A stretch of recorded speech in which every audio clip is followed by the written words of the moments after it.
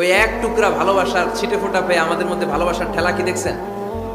এক টুকরা না দিয়ে যদি আল্লাহ 20 টুকরা দিত, যদি 50 টুকরা দিত, তাহলে প্রতিদিনই 14 ফেব্রুয়ারি হয়ে যেত। কথা বলেন, আর কয়দিন বাকি?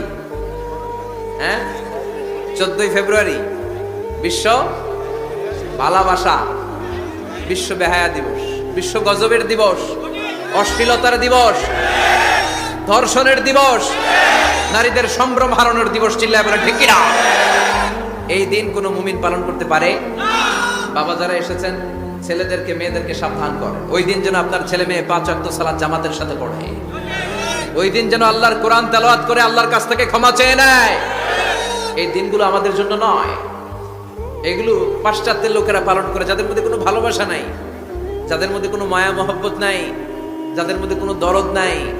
এই জন্য তারা বছরের একটা দিনকে ভালোবাসা দিবস হিসেবে পালন করে। আমাদের তো সব সময় ভালোবাসা, আমাদের সকালেও ভালোবাসা আছে না নাই, দুপুরে আছে না নাই, রাত্রিবেলা আছে না নাই, তাহাজ্জুদের জায়নামাজেও আমাদের ভালোবাসা আছে না নাই। রাসূল আমার ভালোবাসা, রাসূল আমার আলো আশা, রাসূল আমার প্রেম বিরহের মূল আলোচনা, রাসূল আমার কাজে কর্মের অনুপ্রেরণা। সুবহানাল্লাহ পড়েন।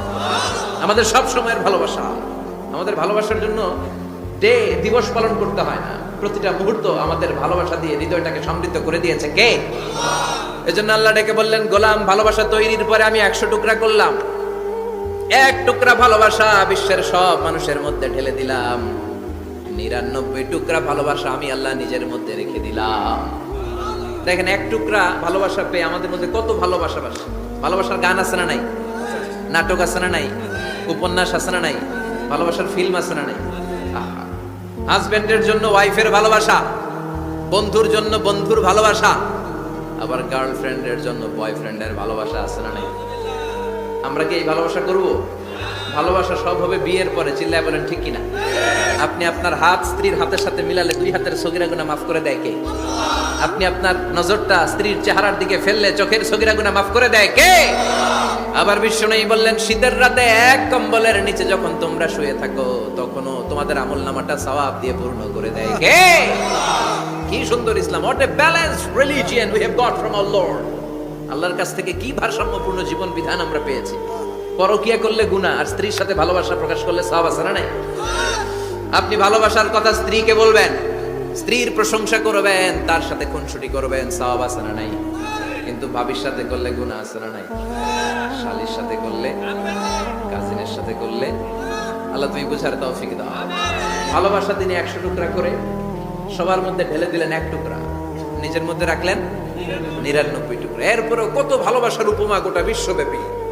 প্রাণীদের মধ্যে আল্লাহ ভালোবাসা দিলেন। দেখবেন, মুরগির বাচ্চা নিয়ে যখন মা মুরগিটা হাঁটে, ছোট বাচ্চাটা ধরা যায় না, ধরতে গেলেই লাফিয়ে কামড়াতে আসে, ঠিক কিনা? বাছুরের গায়ে হাত দেওয়া যায় না, গাভীর